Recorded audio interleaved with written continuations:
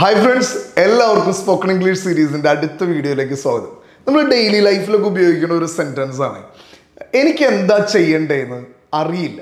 എനിക്ക് എന്താ ചെയ്യേണ്ടതെന്ന് അറിയില്ല. എനിക്ക് എന്താ കഴിക്കേണ്ടതെന്ന് അറിയില്ല. എനിക്ക് എന്താ അവനോട് പറയേണ്ടതെന്ന് അറിയില്ല. എനിക്കിപ്പോൾ എന്താ ചെയ്യേണ്ടതെന്ന് ഒരു ധാരണയില്ല എന്നൊക്കെയുള്ള രീതിയിൽ നമ്മൾ ഒരുപാട് സെൻറ്റൻസസ് പറയും ഇല്ലേ. നമുക്കൊരു കാര്യത്തെക്കുറിച്ച് ഷുവർട്ടി ഇല്ല, അല്ലെങ്കിൽ എങ്ങനെയാണ് ആ ഒരു പ്രോസസ്സ് മുന്നോട്ട് കൊണ്ടുപോകേണ്ടതെന്ന് ഒരു ധാരണയില്ലാണ്ട് വരുമ്പോഴാണ് പലപ്പോഴും നമ്മൾ അത്തരത്തിലൊരു സെൻറ്റൻസ് ഉപയോഗിക്കുക അല്ലേ. നമ്മൾ പറയും എനിക്കിപ്പോൾ എന്താ ഈ ബ്രേക്ക് ടൈമിൽ ചെയ്യേണ്ടതെന്ന് അറിയില്ല, എങ്ങനെയായി ജോലി ചെയ്യേണ്ടതെന്ന് എനിക്കറിയില്ല എന്നൊക്കെ പറഞ്ഞിട്ട് നമ്മൾ പറയുന്ന സെൻറ്റൻസസ്. എങ്ങനെയാണ് നമുക്കിത് ഇംഗ്ലീഷിൽ പറയാൻ പറ്റുക? ഓക്കെ, വളരെ സിമ്പിളായിട്ടുള്ള ഒരു സ്ട്രക്ചർ പഠിച്ചാൽ ഇത്തരം സെൻറ്റൻസസ് വളരെ ഈസി ആയിട്ട് പറയാം. ഓക്കെ, ഞാൻ നിങ്ങളോട് പറയാറുണ്ട്, ഇംഗ്ലീഷ് പഠിക്കുക എന്ന് പറഞ്ഞാൽ വളരെ എളുപ്പമുള്ള ഒരു കാര്യമാണ്. ചില സ്ട്രക്ചേഴ്സ് തന്നെ പഠിച്ചു വെച്ചാൽ അതിനെ റിലേറ്റ് ചെയ്ത് നമുക്ക് ഒരുപാട് കാര്യങ്ങൾ ഇംഗ്ലീഷിൽ സംസാരിക്കാൻ പറ്റും. ഓക്കെ, പിന്നെ ഞാൻ നിങ്ങളെ അത്തരം ഒരു സ്ട്രക്ചർ പഠിപ്പിക്കും. ആ സ്ട്രക്ചർ വെച്ചിട്ട് നമ്മൾ ഏകദേശം ഒരു 10 സെൻറ്റൻസസ് മേക്ക് ചെയ്യും. അവസാനം നമുക്കൊരു ഹോംവർക്കും കൂടി ഉണ്ടാവും. ഇതാണ് നമ്മൾ ഇന്നത്തെ വീഡിയോയിൽ നമ്മൾ ചെയ്യാൻ പോകുന്നത്. അപ്പോൾ എന്താണ് സ്ട്രക്ചർ? എനിക്ക് എന്താ ചെയ്യേണ്ടതെന്ന് അറിയില്ല, അല്ലെങ്കിൽ എന്താ ഞാൻ ചെയ്യേണ്ടതെന്ന് അറിയില്ല എന്നെങ്ങനെയാണ് നമുക്ക് ഇംഗ്ലീഷ് പറയാം? I don't know what to plus verb. Okay, I don't know what to എന്ന് ഉപയോഗിച്ചതിന് ശേഷം ഏത് പ്രവൃത്തിയാണോ ആ പ്രവൃത്തി ക്രിയ അതിനോട് ചേർത്ത് വെച്ചാൽ മതി. ഓക്കെ, അപ്പോൾ എനിക്ക് എന്താ കളിക്കേണ്ടതെന്ന് അറിയില്ല. I don't know what to play. എനിക്ക് എന്താ കളിക്കേണ്ടതെന്ന് അറിയില്ല. എനിക്ക് എന്താ പറയേണ്ടതെന്ന് അറിയില്ല. I don't know what to say. എനിക്ക് എന്താ പറയേണ്ടതെന്ന് അറിയില്ല എന്ന് എങ്ങനെ പറയാം?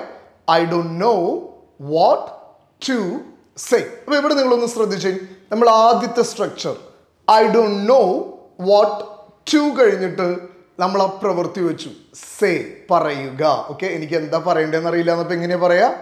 I don't know what to say. ഇതുപോലെ നമുക്ക് ഇനി കുറച്ച് എക്സാമ്പിൾ കൂടെ നോക്കാം.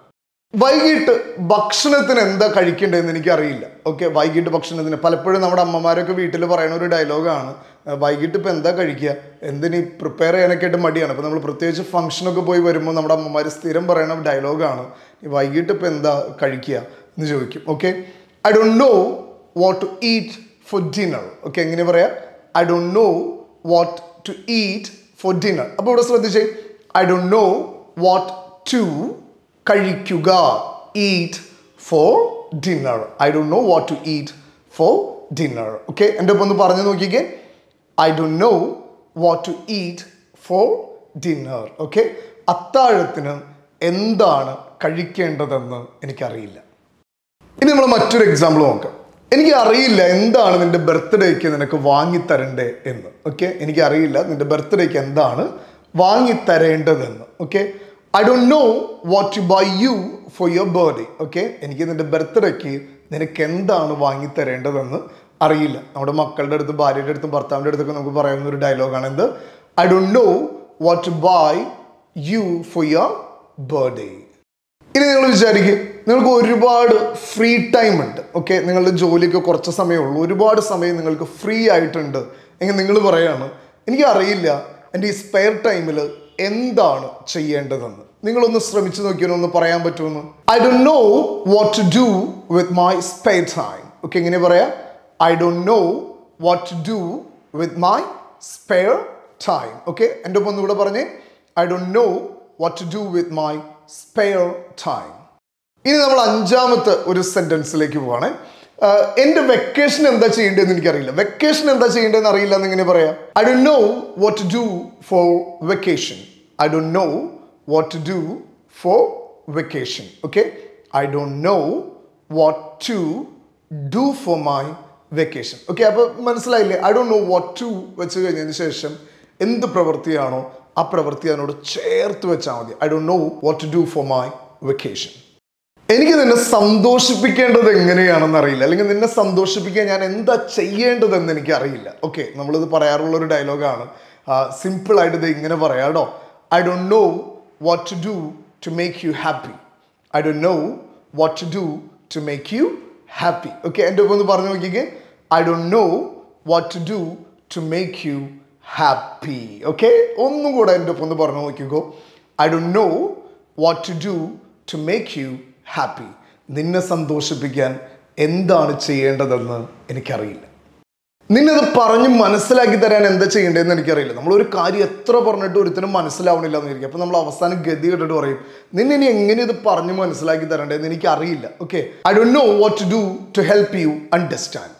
I don't know what to do to help you understand. Okay, നിന്നത് മനസ്സിലാക്കി തരാൻ എനിക്ക് എങ്ങനെയാണ് നിന്നെ സഹായിക്കാൻ പറ്റാമെന്ന് അറിയില്ല, അല്ലെങ്കിൽ നിനക്ക് ഇത് മനസ്സിലാക്കി തരാൻ പറ്റുക എന്ന് എനിക്കറിയില്ല. I don't know what to do to help you understand. എനിക്ക് എന്താ ചിന്തിക്കേണ്ടതെന്ന് അറിയില്ല. ഇപ്പം നമ്മൾ പറയും ചിന്തിക്കുക. ഞാനിങ്ങനെ എപ്പോഴും പറയാറുണ്ട്, ഇംഗ്ലീഷിൽ ചിന്തിക്കുക. ഇംഗ്ലീഷിൽ ചിന്തിച്ചാൽ നിങ്ങളുടെ ലാംഗ്വേജ് വേറൊരു ലെവലിലെത്തും എന്നൊക്കെ ഞാൻ പറയാറുണ്ട്. അപ്പോൾ ഇങ്ങനെ പറഞ്ഞു കഴിയുമ്പോൾ പലരും പറയും, സാർ ഇത് ഇങ്ങനെ ചിന്തിക്കുക എന്ന് ചിന്തിക്കും. I don't know what to think. I don't know what to think. Okay, അപ്പോൾ എൻ്റെ ഒപ്പം ഒന്ന് പറഞ്ഞു നോക്കിക്കേ, I don't know what to think. എനിക്കറിയില്ല ഇത് തടയാൻ എന്താണ് ചെയ്യേണ്ടതെന്ന്. ഓക്കെ, ഒരു കാര്യം സംഭവിക്കുകയാണ്, നമുക്കറിയാം അത് മോശമായിട്ടുള്ള ഒരു കാര്യമാണ്. അപ്പോൾ അതിനെ തടയാനായിട്ട്, പ്രിവെൻറ്റ് ചെയ്യാനായിട്ട് എന്താ ചെയ്യേണ്ടതെന്ന് എനിക്ക് അറിയില്ല എന്ന് പറയാണ്. ഓക്കെ, സിമ്പിളായിട്ട് നിങ്ങൾക്ക് ഏകദേശം ഇപ്പോൾ ഒരു ട്രാക്ക് കിട്ടിയിട്ടുണ്ടാവും. I don't know what to do to prevent this.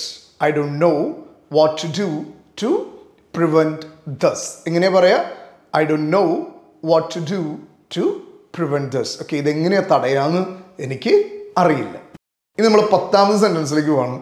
നമ്മൾ ചില സമയങ്ങളിൽ റെസ്റ്റോറൻറ്റിലൊക്കെ ചെന്നിരുന്നിട്ട് ഒരുപാട് വലിയ മെനു ഒക്കെ കണ്ടു കഴിയുമ്പോൾ നമ്മൾ പറയും, ഇതിപ്പോൾ എന്താ ഓർഡർ ചെയ്യേണ്ടതെന്ന് എനിക്ക് ഒരു ഐഡിയ ഇല്ല കേട്ടോ, എന്താ ഓർഡർ ചെയ്യേണ്ടതെന്ന് എനിക്ക് ഒരു ധാരണ ഇല്ല കേട്ടോ, എനിക്ക് അറിയില്ല എന്നൊക്കെ പറയും. എങ്ങനെ പറയാം? I don't know what to order. I don't know what to order. Okay, I don't know what to order. ഇനി നമ്മൾ നമ്മുടെ ഹോംവർക്കിലേക്ക് പോവുകയാണ്. 2 മലയാളം സെൻറ്റൻസസ് ഞാൻ നിങ്ങൾക്ക് തരും.